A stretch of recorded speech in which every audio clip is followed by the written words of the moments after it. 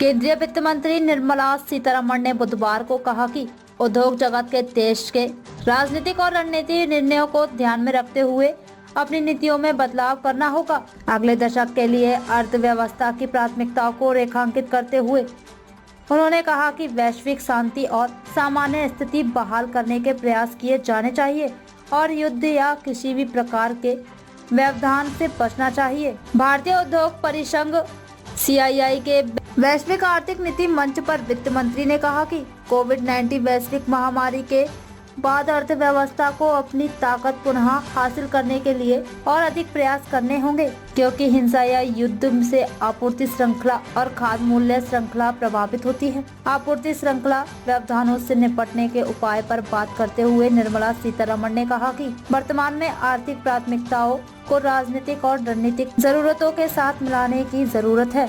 उन्होंने कहा, जब हम आपूर्ति श्रृंखलाओं को व्यवधान रहित बनाने की बात करते हैं तो हमें यह नहीं भूलना चाहिए कि यह केवल अर्थशास्त्र नहीं है, यह उससे कहीं अधिक है। हमें न केवल आर्थिक दृष्टिकोण से बल्कि राजनीतिक और रणनीतिक दृष्टिकोण से भी अपने निर्णय स्वयं लेने होंगे। उन्होंने यह भी कहा, पिछले दशक में सीखे गए पाठों से यह स्पष्ट होता है कि अब देश को बदलाव की जरूरत है और उद्योगों को न केवल आर्थिक सिद्धांतों पर बल्कि अन्य क्षेत्रों में भी खुद को बदलने की आवश्यकता है। निर्मला सीतारमण ने यह भी कहा कि विस्तार और रोजगार सृजन के लिए बड़े छोटे और झमोले उद्योगों को मिलाने की आवश्यकता है।